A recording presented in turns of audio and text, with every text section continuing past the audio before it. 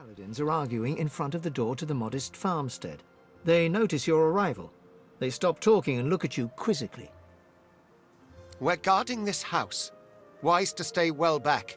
There's a bunch of silent monks inside who've tasted blood today. Already killed in there, so they did. They didn't kill anybody. The Magisters who control them did. You know Donna, she wouldn't hurt a fly. Not until they turned her. But they did turn her. And now she's not Donna anymore. Get it through your head. The poor creature should be put down. No, wait! Surely, maybe someday they can be fixed. When all this source nonsense is over. The other paladin rolls his eyes and shakes his head as he turns to face you. In any event, it's our business, not yours. You just stay well away from the door and you'll be perfectly safe. You can't do that. They were people who were loved. It's not right to butcher them like cattle. You're right. Here, take the key. We'll leave you to it. I don't want to see Donna like that again. You'll remember her as she was, Jad. The real her. Paladin William nods his thanks to you, and with a last sorrow-filled glance at the house, Paladin Jad turns to follow his companion away. The lumpen silent monk stands like a pillar of decaying flesh, so still it seems he is not even breathing. All of a sudden, like a bellows, he exhales a fetid gust right into your face. The stench of rot shrouds you, coating you in a way you fear will never truly be washed away. He looks through your eyes with seeming disinterest as the life ebbs from his body, drop by drop, until he is gone and the flesh that housed him slumps to the ground. Emaciated of body and spirit, this silent monk stands straighter than the others, the remnants of military bearing clear in her posture. This must be Donna, the one spoken of by the paladins guarding the door. She gives no indication at all that she has heard you, save for a single tear dripping from one eye. Her tears flow along with her blood, yet, even in the moment of death, she does not break her silence. This dwarven monk hangs his head, as if looking down at his feet. A wretched gurgling noise issues from him. Staring down into his face, you realize you were staring into mutilation. He has no eyes, his empty sockets crawling with blood maggots. The gurgling sound comes from his stitched mouth, though no meaning can be understood. He does not resist in the least, merely slumps to the ground with one final gurgle. The silent monk looks like she was only recently converted. Her face was clearly beautiful once, and the eyes looking at you are not yet the full fuligin black of other silent monks you have seen. One of her hands trembles. Twitching, it reaches out to you. Her hand is cold and smooth, like that of a porcelain doll. Jerkily, as if unused to movement, she strokes your hand gently and looks into your eyes. Her lips part and her mouth moves. Did she whisper, "Save me," or "Slay me"? Or did you only hear what you wanted to hear in the whispers of the wind?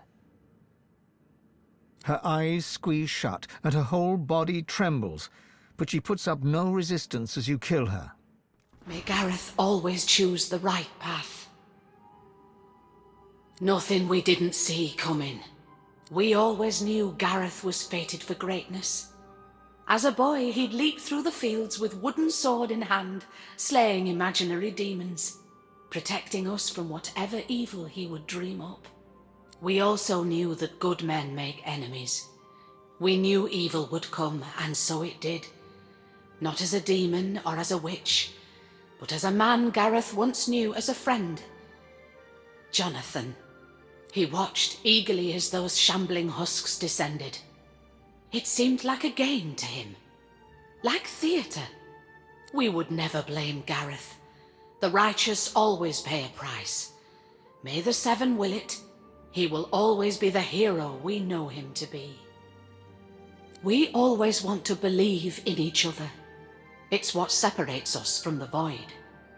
It's what makes our existence worthwhile. It's what we do next that defines us. We can respond with treachery, or we can rise above. I trust that you will.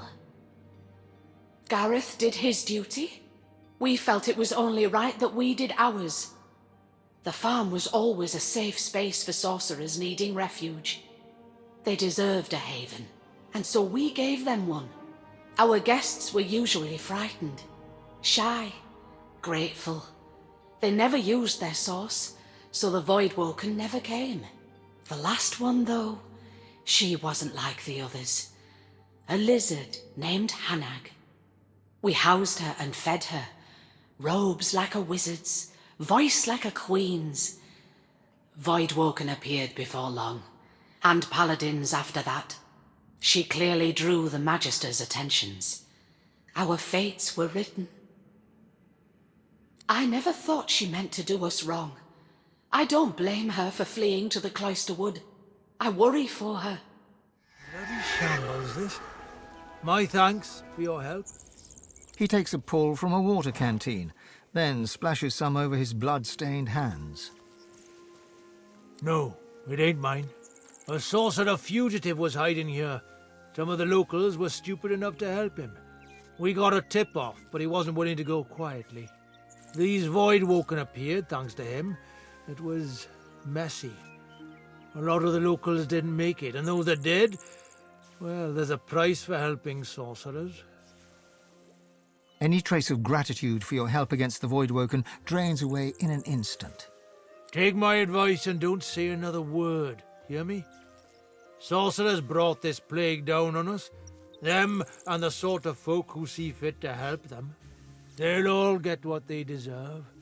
You can join them if you like. Otherwise you can shut your trap. What the hell do you think it means? He pats the pommel of his sword, his hand still tinted with dried blood. Little doubt whom it belongs to anymore. Damned idiot! You asked for this! The stench of dead Voidwoken assails you. The thought occurs, sorcerers caused this. Source may have caused this, but only Source can set it right. The Magisters are blind to its light. Source can be used for good or ill. That's what the Magisters need to learn. Tyrants will dredge up any reason to silence the people. Sure, Source isn't all good, but that don't mean you can change the world order to control it either. To think, this destruction could have been averted if sorcerers had shown some restraint. Perhaps the Magisters are more justified than I imagined. Nothing's all good, sure as nothing's all bad.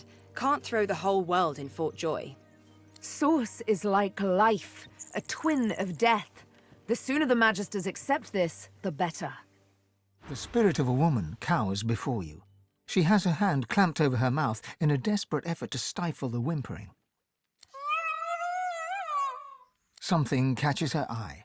Terror swamps her, and she slips to the floor, screaming. Help! Somebody! Help! Voidwoken! The spirit of a matronly woman stands before you. She shakes her head as she soundlessly argues with someone unseen. A faint sound catches your ear, the rasp of metal upon leather, a sword unsheathed. The spirit's eyes bulge with panic. She raises her arms protectively. An unseen blade cuts through the air with a whistle. The spirit collapses backwards, a silver gash opening the full width of her torso. I'll give you fair warning, stranger. Turn around and get out of here unless you want to end up like this treacherous filth. He throws a kick into the ribs of a nearby corpse. Innocent? I lost comrades today thanks to these innocents and their sorcerer friends. He gestures around at the Voidwoken wrought destruction in the area. They forced our hand. We've got to do whatever's necessary to hold the rot at bay. Smart move. Smarter than this lot anyway. Now get out of my face. The spirit of a dwarf woman stares despondently at her body and those of her loved ones. A word of the wise, friend. Never help a sorcerer. They'll only bring death in their wake. No, not me. It was my bloody neighbours. Soft darts and softer wits, the lot of them. I did the right thing. Let the Magisters know what was going on. But when they came for him, he conjured up all these monsters. The Magisters were too busy helping themselves to save me and my own. Murdering sorcerer filth. An executioner's blade hovers inches above a young woman's throat. The nearby magister drones a prayer with all the passion of a silent monk's empty gaze. The divine does not absolve a traitor of his grace. You've tended not to the seed the seven have planted. Without faith, it cannot flourish. Sorcerer's been wandering through the black pits, infecting the place with Voidwoken. And these murderers, these traitors, sheltered him, clothed him, fed him. He nods to a bloody corpse in Magister's garb lying in the doorway. That's the welcome they offer the law-abiding magisters that came to keep the people safe. Ain't that right, woman? The young woman squeezes her eyes shut in terror, but says nothing. The executioner raises his blade. The Magister slides his finger along the shivering woman's cheek. Lucian did have a soft spot for a delicate thing like yourself. We've given the wolves and worms enough to feast on. Besides... He passes his gaze over the woman's remaining family, then to a corpse bleeding out nearby. A child's corpse. You'd prefer death to living with your fatal mistake. I trust you'll all remember your lost little boy the next time you think of defying the order. So that's the way of it, is it? Let's get this done. Can you untie me? Please. Thank you. Her tear-stained cheeks quiver as she surveys the blood-spattered floorboards. It's like a bad nightmare. Except you never wake up. The young man grunts as he fruitlessly tries to free his hands from the heavy knotted rope. Thanks. He looks to his slain brother's body. His eyes well with tears, though none break free. Don't go. We didn't deserve this. We didn't deserve any of this. The grieving mother manages a thin smile, even as tears stream down her ruddy face. Thank you, stranger. She blinks out more tears, then rubs them away with the back of her hand and puts on the bravest of faces. To lose a child. It's a mother's worst fear. I never imagined. It was more than just intention. Her eyes move to the young corpse laid near, then dart quickly away. They started with my youngest, Henrik, so full of life. It's true. What the Magister said, I mean. My brother's boy Gideon, he's got source in him. Now that his folks are gone, we've all he's got. He's been staying with us. We thought we could keep him safe. He's not got a spot of malice. He can't help who he is. But when the Magisters came snooping, he panicked. We all did. She glances at the Magister corpse and shivers. Another tear drips down her cheek. Shouldn't have let that Hanag woman near Gid. She said she could teach him, but that's when all the trouble started. As soon as the Magister fell, Gid knew what he'd done. He didn't even struggle when they dragged him away. Gods know where they took him.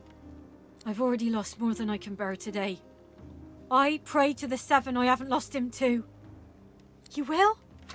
Oh, bless you. Bless you. She ekes out another thin smile. Make sure he's safe. And if you can, bring him back to me. Are you proud? Proud to stand in the way of justice? Proud that you'd allow Voidwoken to raise the land? Proud of your wrongs? A crooked sneer surfaces from the spirit's deep pit of contempt. The Order has something you could never understand. A code. His sneer widens. Traitors like you have no code. You blindly ricochet from one conflict to the next, stirring the pot while scolding the virtuous. You pretend to have honor, but you're a fraud. Don't hurt me. Like I told them Magisters, the sorcerer ain't here. He's holed up in that Crossley house yonder. Magisters told me to stand out front till they caught the sorcerer, and I don't want to upset them when they're on the warpath. She closes her eyes and begins to whisper. Everything's going to be all right. Everything's going to be all right. Everything's going to be all right. He turns towards you. Then he breathes deeply through his nose, his tongue extended, as if he were tasting the air. Since when does Raymond hire mercenaries? The sorcerer is trapped in the cellar beneath the house. He's dropped one Magister, but he won't drop another. We don't need you, Merc. Seen a wound before, have you, Merc? That blade was touched with sauce. Kilgallion suffered before he died. Between you and me, he went a little mad. That was no ordinary blade. That was a sorcerer's weapon. Don't tell me you care, mercenary. He's a sorcerer. If the Inferno takes him, then justice is done. He only has himself to blame. Now, why would you say that? He gives you a long look, unblinking, his breathing steady. His tongue protrudes from between his lips. He inhales deeply, then suddenly he reaches for his weapon and yells. Sorcerer! The man brandishes a sword, ready to fight. A curious weapon, simple but weighty. It seems out of place in the hands of a simple worker, if that's what he is. You have your doubts, for the sword exudes an evil power. Back, Magister, or I'll cut your guts for ribbons like I did the last fella. The Magisters are dead. What? All of them? And you did that? I don't know whether to thank you or fear you. You have them. And with that, I shall leave. What do you want? He gives you a stiff salute, then climbs the ladder to face his destiny. The thought occurs. The Magisters have strayed from the path of Lucian. The louder people shout in a god's name, the duller becomes their understanding of its message. Lucian would be appalled. Were they ever on it? That's what happens when you give any few people too much power. Goes straight to their heads, and it's the common folk that pay the price. Their dedication to their cause is almost admirable. If one could admire a pack of red-cloaked baboons. Nothing like a zealot to get the message wrong. Sometimes I think the people who make the most ruckus are the ones who don't really get it deep down. Wolves in sheep's clothing. That's all these Magisters are. We've seen it proven time and again. This was my father's house. He sighs. Well, there's nothing left for me here.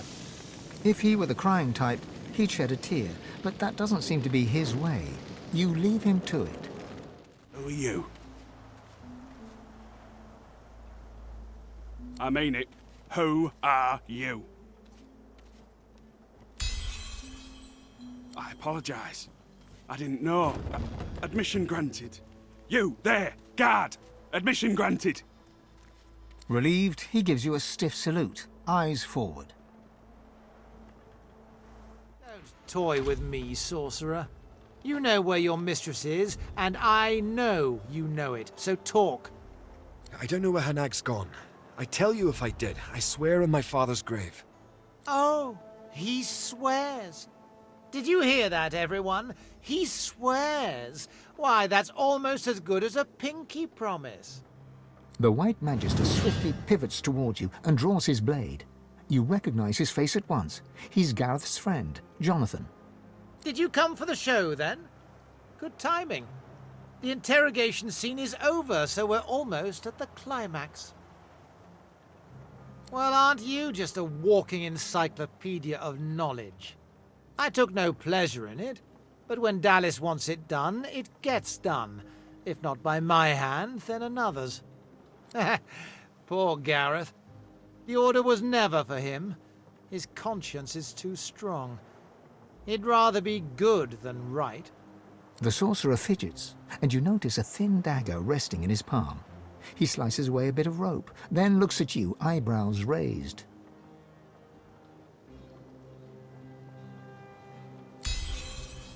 I like Gareth. Really, I do. But he took his path and I took mine. I know what I see. I see a world burning.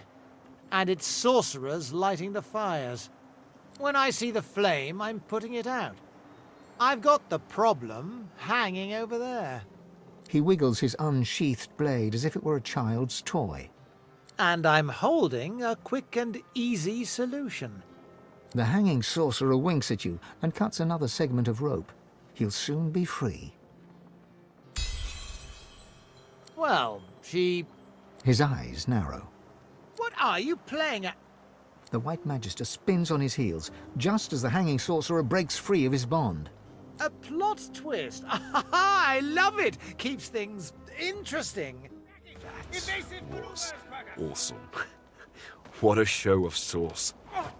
You'd give Hanag a run for her money. He pauses a moment, and the amazement fades from his face. On your way here, did you see my family, by chance? My aunt and uncle, my cousins, little Henrik? Not all of them. Gwydion exhales slowly, evenly. I must go to them. The sorcerer waves goodbye, revealing the rope burns on his wrist from where he'd been bound and hanged. The wizened old turtle peers up at you inquisitively as she makes her slow, slow path across the beach. Smells good, eh? Smells so good. Can you smell it? Yes. The rich, warm, red smell of raw meat. Quartermistress Anna, saint of a woman, sometimes throws me some for dinner. Now I smell so much in that building over there. I can hear it too, covered with flies. My favorite. Adds a bit of crunch. The turtle nods her head sagely and tremulously turns to resume her dignified procession towards dinner. Two White Magisters are discussing the fate of 3 magically bound captives. Captives clad in the dark shroud of the Black Ring. Noticing your arrival, the Magisters step back and take hold of their weapons. You? Ah, yes, I remember your face from Driftwood. Shouldn't have come here, you silly little sod. Indeed. And your presence is most unwelcome. None of your business. There you have it. The two Magisters whistle up their source hounds and advance upon you, deadly intent darkening their expressions. The spirit of an elven woman holds her palms upward. A hesitant, peacemaking gesture, she steps forward, and suddenly jerks to a halt. One of her hands moves to her stomach. It comes away, coated in a silvery, spectral blood. She looks right through you, to her murderer. Her expression drowns in confusion and shock. Her knees buckle. She drops to the floor, soundlessly. The spirit of a man cowers on the floor of the cell, his head tucked down. An unseen hand yanks his head up by the hair. His wide, panicked eyes find his tormentor. His lips part to plead. But before he can, a slash opens across his throat. Ghostly silver sprays forth, his eyes bulge. He clutches his hands around his neck and pitches forward to the ground, twitching. Her hands clasped together, the spirit of a woman mumbles silent prayers to herself. Unseen hands force her to her knees. Her lips move more rapidly. There's a faint sound next to you, like an echo, the metallic rasp of a sword being unsheathed. Your hand passes through the spirit, but with a little resistance. For a moment, you connect with her. The woman's spirit seems to sense it also. She looks up, oddly serene, and locks eyes with you. Her lips part to say something. Am I dead? Are you a god? An echoing swish heralds a blur of silver passing through the spirit's neck, back to front. Her head topples forward, followed by the rest of her a brief moment later. The spirit of a dwarf raises his fists against an unseen foe. He silently curses at them and throws a punch. The spirit strikes out at thin air near the cell door. The spirit pivots, sensing another assailant. He draws a fist back again, and suddenly freezes, his back arching in silent agony. He sinks to his knees, otherworldly silver blood blossoming from a wound between his shoulder blades. The spirit sways from foot to foot, as if dazed from a fist fight. He looks right through you, hollow eyes empty and endless, the fugilin color of the void. The tiniest glimmer of light flickers in them, then dies out. Gazing into his eyes, you see the tiny spark of source flicker again. Catching it like a pearl, you see a reflection on its surface. The spirit as a younger man. You see him joining the Black Ring, zealous and proud. You see his commander, a shadowy, horrifying figure that seems to flit in and out of existence. You see the recruit's determined eyes, heading for battle with the Magisters. You see him captured by Dallis, chained and leashed. You see him deep in a cave, using Source to break through a magical barrier, trying, failing, trying again, failing in exhaustion. The Source Pearl you gaze into grows dark and disappears. You are left with the endless blackness, blacker than black, of the spirit's depthless eyes. The Aeterin. The Aeterin! It spoke to me, called me to it. But I can't sense it anymore. Where is it? Oh, where could it be? The spirit gazes around, clearly looking for something, but does not register your presence at all. The spirit grins as he sees you, a grin that contains madness, or something as close to it as makes no difference. So, are you a servant to the king, here to bring me back? He laughs bitterly. I've got time. I can wait. The Magister wipes his blooded face with a grimy rag as he strides towards you. Eyes narrowing with suspicion, he halts several feet away, one hand on the hilt of his weapon. And you are?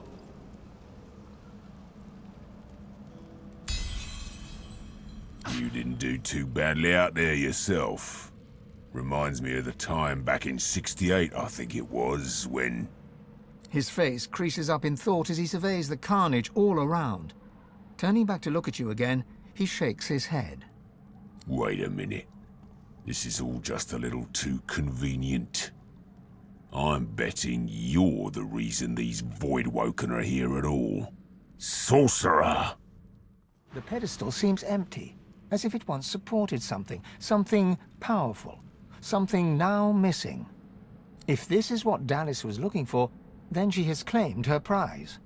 The towering relic seems to hum with esoteric energy, faintly pulsating in time with the beat of your heart. You feel it drawing you closer, yearning for your touch, hungering for your source. As your palms press into the warm stone, you feel the depths of your being crack open. Your power flows from you into the relic, yet a reverse current flows back into you with a new power, a different power. The stone warms and warms until it is suddenly too hot to touch, forcing you to remove your hands and step back.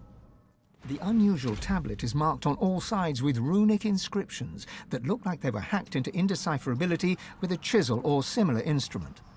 As your fingertips trace these mutilated runes, your eyes flicker closed of their own accord. You see nothingness, vast, dark, and empty. You sense something ancient watching you, perusing you like a prison guard would watch a wayward ant scuttling across the floor of a cell. From within the endless emptiness, a voice hums into being and calls to you, Godwoken. You sense an interest within the cold voice addressing you. Beyond the interest, you sense fangs, voracious hunger, a bottomless appetite that no sustenance could ever sate. You see your life flash before your eyes, every memory flitting by like a moth's wings at a lantern. The vision reaches the present moment and diverges into multiple strands, impossible to keep track of. Your brain aches with the effort of trying to keep up with the intelligence as it sifts through your every potential future. You see salvation and destruction and every shade of existence in between. And all of a sudden, it's over. Blackness rises once more, just as it was at the start. Eternal darkness and you. An electric feeling pulses in your fingertips, and a force field of some kind pushes you away from the tablet. The tablet seems to glow from within with a subtle light. Etched runes cover its surface. The markings feel familiar, but you have no idea what they mean. Your fingertips burn so hot, it feels like they are melting. An energy seems to travel between the tablet and your hands, sparking knowledge directly into your mind, as if you're reading with your fingers. Electrical sensations sizzle in your mind. You understand that the runes are ancient Rivellonian, the oldest known language. You feel the fragments under your fingers, An Lesru. You know not how, but you understand the meaning of these words with the very marrow of your being. One must rise. Then your fingers grow cold to the bone. Suddenly, you are just a person standing in a cavern, clinging to a stone tablet as if it were a life raft. The little rat squeaks up at you inquisitively, beady little eyes full of something approximating intelligence. Are you a poet? Do you know it? Do I show it? I write a rhyme in my spare time. It's about a bird, but I need a word. He eyes you shrewdly, then sniffs with judgment. Not what I was looking for. Now I'll bid you good day, boar. The Magister looks you up and down with utter dispassion. You should not be here.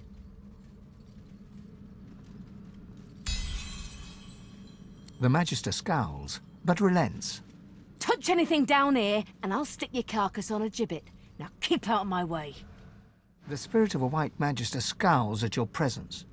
Get away from me, sorcerer! Filth! You'll get nothing out of me. Nothing.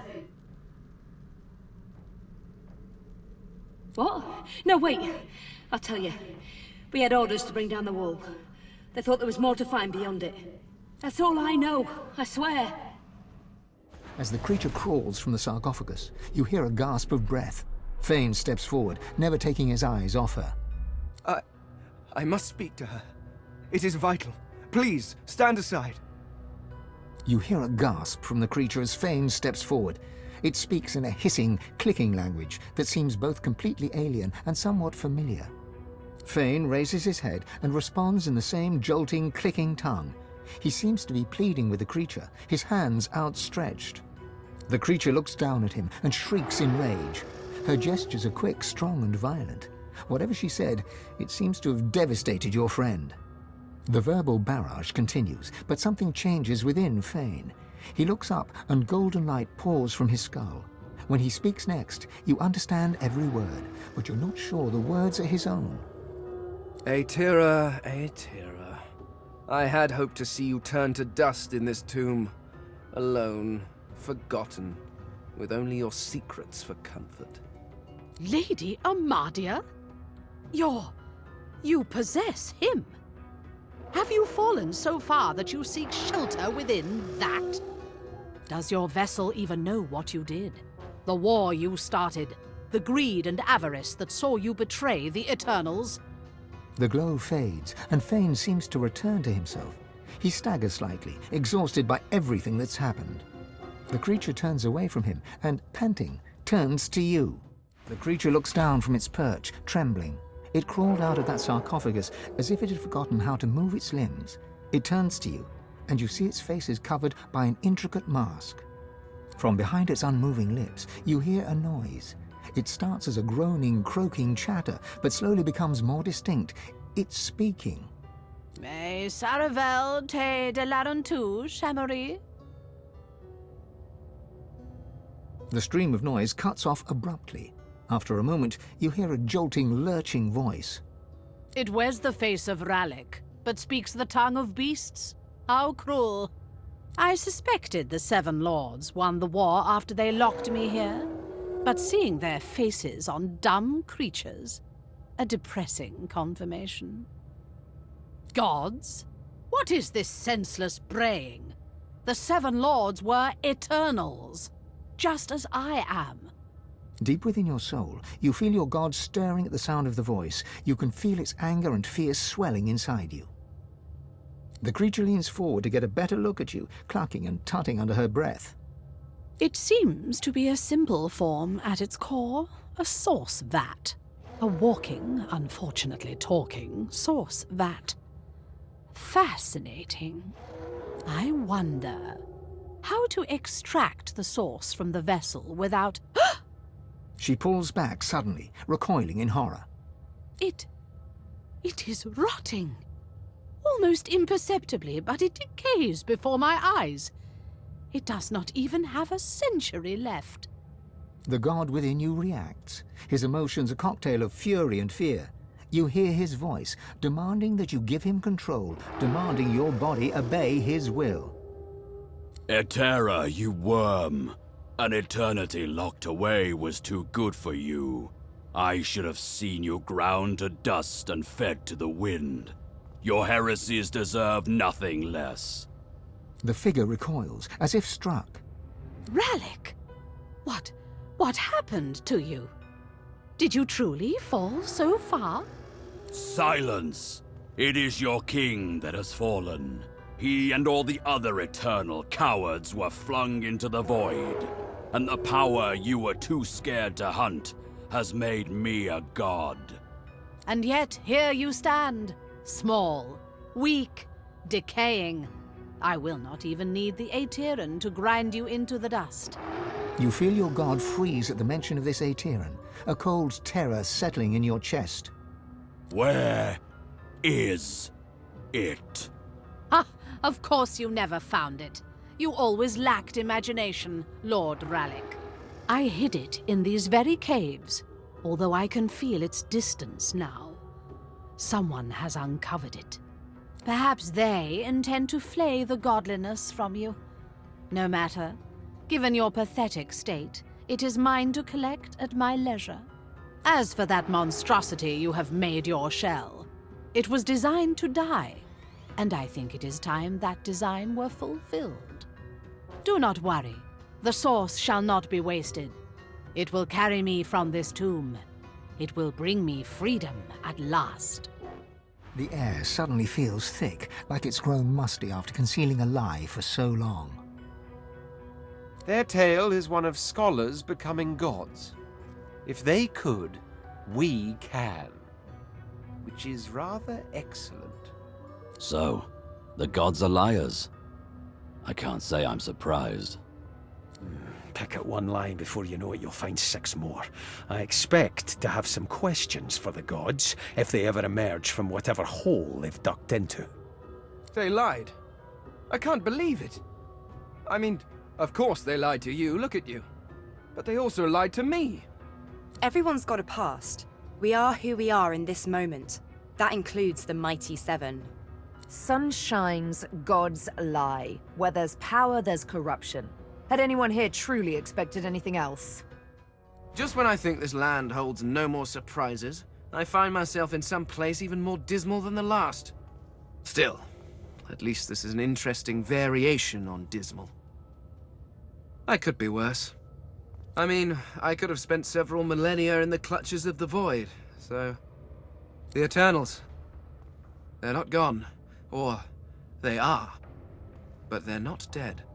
They're in the void. The Seven threw them to the void. They damned them to that. To an eternity of torment. And they did it in my name. They did it because of me. Aren't I? If you open the gate and let a mad dog loose, are you not responsible if it savages a child? I gave them my research on the Veil. I gave them a prize to snatch from the king. Worse, I gave them a weapon to use against their own people. The source of the Veil would have made them unimaginably powerful. And their theft left enough of a crack for the void to pour in. Every wickedness visited on my people. Every evil that stalks this land. It was my fault. That is a surprising spurt of logic from one of your kind. I cannot sit here and just wish for death. I must carry on. For my people. For my family. My loved ones may be gone. The Seven may be corrupt, but I remain. The last true Eternal must survive. And perhaps, just perhaps, I can find a way to bring my people back. Thane grips you by the arm, his hands strong. Come, Godwoken. There is work to be done. There you are, Godwoken. I'm eager to hear your good news. How marvelous. Riker's lips tremble impatiently as his eyes dart to your pack. Show it to me. He considers you for a moment. Very well. Riker closes his eyes and spreads his arms, then begins to recite a vivid incantation. I call to the souls of the dead. Your remains, the stone garden's eternal burden, descend from the hall. Surrender your source to the vessel before me. Riker ignores you and continues his call. His voice grows even louder, until his words echo from every crevice in the chamber. Swan and Rince, Crossley and Locke, Quincy, Keller, Harkwood, Haran, an essence yours no longer, souls and source come forth. Your body convulses with Ralik's displeasure. Your head pounds, your bones ache. Riker's smile widens at the sight of your agony. So this is how your path to divinity ends, is it? No matter. I've kept my promise. But there is another bargain I must fulfill. A shame it has to be this way. I was just getting fond of you. The spirit's lips curl into a sneer. Don't look so pleased with yourself. You're too quick to act, too green still. Mastery was there for the taking, yet you refused it. I've nothing left to show you, and nothing left to say. Take what you must from my home, but my memories and masteries, they remain with me. His sneer is now a gash, wide and gruesome. You can barely believe one spirit could harbor so much contempt. His face only contorts further, a testament to his unmitigated contempt.